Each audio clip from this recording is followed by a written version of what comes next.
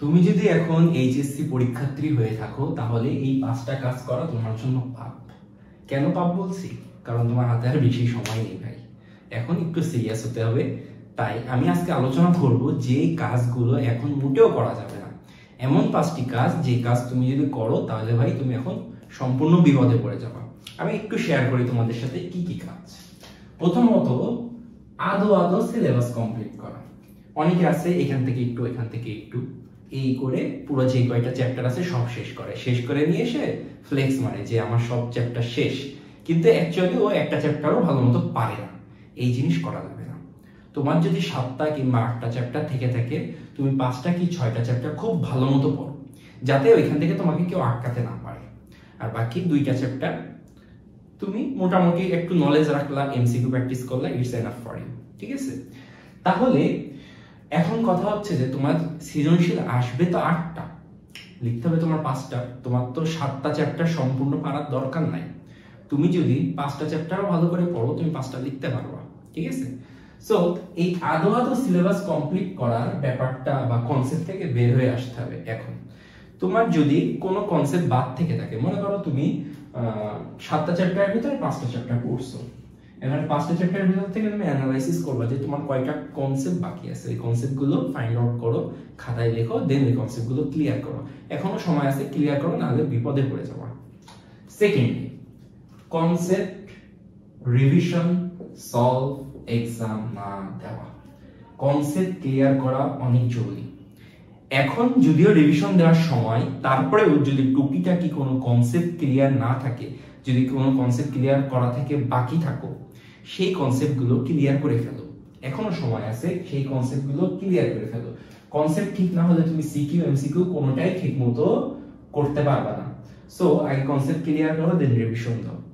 এই concept clear, revision, solve আর exam, এগুলো খুবই ইম্পর্টেন্ট জিনিস। এই রুলস এর ভিতরে তুমি যদি না আসতে পারো এই শেষ সময়ে, তাহলে কিন্তু তোমার রেজাল্ট অনেক খারাপ হবে, তুমি এ প্লাস থেকে বঞ্চিত হবা। হয়তো বা তুমি একটা এভারেজ স্টুডেন্ট, সো তুমি দেখা যাচ্ছে যে 70-75 যে আটকে যাবা, আর 5-10 মার্কের জন্য আটকে যাবা। সো এই 5-10 মার্ক তুমি যদি ক্যারি করতে চাও, অবশ্যই তোমাকে নিয়মিত এক্সাম দিতে হবে। এখন তুমি যদি এক্সাম দেওয়ার যে পরিবেশ ওইটা যদি ইউজ টু না হও, তাহলে পরীক্ষা হলে যে ভালো পারফরমেন্স করতে পারবে না, এটা স্বাভাবিক। কনসেপ্ট ক্লিয়ার করা লাগবে। এখন যে টুকটাক কনসেপ্ট গুলো বাকি আছে ওইগুলো ক্লিয়ার করে ফেলো। আমি বলতেছি না এখন দেখা যাচ্ছে তোমাদের জৈব বাকি, তারপর ইন্টিগ্রেশন পুরো চ্যাপ্টারটাই বাকি। আমি বলতেছি না তোমার টোটাল কনসেপ্টে জানা লাগবে, টোটাল কনসেপ্ট না, কিছু ইম্পর্টেন্ট টপিক আছে, টপিকগুলো পড়ে গেলে অ্যানসার করা যায়, ওইগুলো তুমি পড়ো। এখন তোমার বেসিক না, এখন তোমার দরকার কনসেপ্ট। ঠিক আছে? বাছাইকৃত কনসেপ্ট। সো এগুলো তোমাকে করতে হবে, এক্সাম দিতে হবে, না দিলে তুমি একটা বড়সড় বাস খেয়ে যেতে পারো। দেন এমসিকিউ গুরুত্ব না দেওয়া, এটা অনেকেরই একটা স্বভাব যে এমসিকিউ কে অনেক হালকা ভাবে নেয়। কারণ কি ভাই, তোমার প্র্যাকটিক্যালে কত নাম্বার? প্র্যাকটিক্যালে হলো তোমার 25 নাম্বার। আমি ধরে নিলাম তুমি প্র্যাকটিক্যালে 25 পাইছো, প্র্যাকটিক্যালে তুমি 25 পাইছো। তোমার সিকিউতে হলো 50 নাম্বার। এখন আমি ধরে নিলাম তুমি একটা এভারেজ স্টুডেন্ট, তুমি মনে করো মোটামুটি এ প্লাস পাওয়া এরকম একটা স্টুডেন্ট। তুমি 90-95 মার্কস পাবা না, বাট এ প্লাস পাবা। ম্যাক্সিমাম স্টুডেন্টই হলো এভারেজ আমাদের বাংলাদেশে। এখন সিকিউতে 50 এর ভিতরে তুমি যদি একটা এভারেজ স্টুডেন্ট হও, তুমি 35 পেতে পারো যদি মোটামুটি পড়াশোনা করো। এটা একটা মোটামুটি ন্যূনতম একটা লেভেলের মার্কস 35। একেবারে খারাপও বলা যাবে না, আবার ভালোও বলা যাবে না, একটা মিডিয়াম কোয়ালিটির মার্কস 35। ঠিক আছে? সো এখন বাকি তোমার এমসিকিউ। দেখো এমসিকিউ কিন্তু মোট 20টা। তুমি যদি আল্লাহ না করুক, এমসিকিউ 25টা, তুমি যদি আল্লাহ না করুক এমসিকিউ তে তুমি যদি 25 থেকে 1 মার্ক কম পাও, যদি 19 পেয়ে যাও, তোমার কিন্তু এ প্লাস মিস। তুমি এই জায়গা পাবা 79, এই জায়গায় ধরা। তার মানে বুঝতেছে এমসিকিউ তে তোমাকে মিনিমাম 20 পেতেই হবে। আর এমসিকিউ তে মিনিমাম 20 পেতে গেলে পর্যাপ্ত পরিমাণে প্র্যাকটিস করা লাগবে, না হলে তুমি ম্যাথ ফিজিক্সে এমসিকিউ তে 20-20 25-20 পাবা না। এটাই রিয়েলিটি। সো তোমাকে যদি মিনিমাম 20 না পাও, তাহলে মনে করবা তুমি ধরা খেয়ে গেছো। কারণ তোমার এখানে তো তুমি যদি 20ও পাও, তোমার টানে টানে 80 হয়।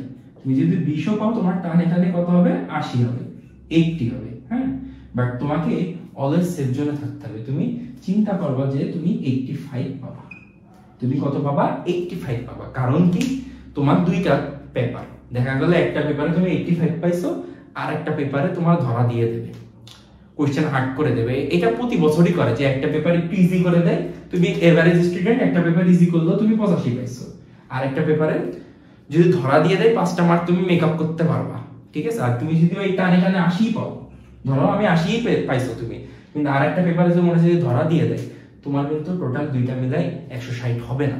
আর একটা পেপারে 1 মার্ক কম পালেও তোমার A+ মিস। সো তুমি যদি A+ পেতে চাও 85 এর টার্গেট করো মিনিমাম, ঠিক আছে। সো এমসিকিউ কেন গুরুত্বপূর্ণ আশা করি তোমরা বুঝতে পারছো। সো বেশি বেশি করে তোমাদের এমসিকিউ প্র্যাকটিস করা লাগবে। আরেকটা এখানে দেখো দিছি 14টা কোচিং। এই যারা 14-15টা কোচিং করে বেরাও সপ্তাহ, মানে করো ওই তো 4-5-6টা চ্যাপ্টারের বিষয়ের জন্য যারা 14টা কোচিং করে বেরাও, আলহামদুলিল্লাহ এতদিন করছো, খুবই ভালো কথা। কোচিং করার দরকারও আছে ইন্টারমিডিয়েট লাইফে, বাট এখন অফ দাও। এই 14টা কোচিং এর পিছনে দৌড়ানো এখন অফ দাও। এই 14টা কোচিং এর পিছনে দৌড়ানো এখন অফ দাও। কারণ ভাই এই 14টা কোচিং এর পিছনে দৌড়াইতে গেলে তোমার জীবনের থেকে অনেক সময় নষ্ট হয়ে যাবে, আর এখন সময় নষ্ট করার কোনো সুযোগ নাই। এখন তোমাকে নিজে নিজে পড়তে হবে। এখন ওই কোচিং এ গিয়ে সময় নষ্ট করার কোনো সুযোগ নেই। নিজে নিজে পড়তে হবে, কোশ্চেন সলভ করতে হবে, প্র্যাকটিস করতে হবে। হ্যাঁ, কোচিং এ যেতে পারো, অনলি একটা কোচিং এ। কয়টা কোচিং এ? একটা কোচিং এ। তাও যাওয়া শুধুমাত্র এক্সাম দেওয়ার জন্য। যদি তোমার এলাকায় কোনো কোচিং থেকে থাকে, যদি তুমি শুধুমাত্র এক্সাম দিতে পারবা, তাহলে সেই কোচিং এ যাও, যে এক্সাম দাও। তাও যদি সেটা তোমার বাসা থেকে অনেক দূর হয়ে যায়, তোমার যেতে যদি সময় লাগে, তাও ওইটাও বাদ দাও। তুমি নিজে নিজে তুমি সেলফ টেস্ট দাও, ঠিক আছে। কিন্তু টাইম নষ্ট করা যাবে। এই 14টা কোচিং বাদ দিতে হবে, 14টা কোচিং বাদ দিতে হবে। এখন জাস্ট একটা কোচিং, এক্সাম দিবা, শেষ ম্যাক্সিমাম। ওকে, এমন যদি হতো আমি পাখির মতো, হ্যাঁ, এই কনসেপ্টটা বাদ দিতে হবে এখন লাইফের থেকে। অন্তত এই কয়টা দিন এমন যদি হতো আমি পাখির মতো, এই কনসেপ্টটা এখন বাদ দিতে হবে। এখন লাইফটাকে একটু চেঞ্জ করতে হবে, লাইফস্টাইলটাকে একটু চেঞ্জ করতে হবে। পাখির মতো উড়ো উড়ো করে বেড়ালে এখন আর হবে না। এই কয়টা দিন একটু ঠান্ডা মাথায় প্রিপারেশন নাও, আশা করি তোমাদের পরীক্ষাটা অনেক ভালো হবে। সো এই ভুলগুলো আমার ছোট ভাইরা করো না। এই ভুলগুলো করলে তোমরা এখন এইচএসসি তে ধরা খাবা। আমি আশা করি বোঝাতে পারছি তোমাদেরকে। সো এই কয়দিন একটু ভালো করে পড়ো, মন দিয়ে পড়ো, ইনশাল্লাহ তোমাদের পরীক্ষাটা ভালো হবে। সবাই মনে করো একটা ভালো একটা রেজাল্ট নিয়ে বেরোবা তোমাদের প্রত্যাশা অনুযায়ী। আমি এই দোয়া করি তোমাদের জন্য। আজকে এই পর্যন্ত ছিল। আল্লাহ হাফেজ।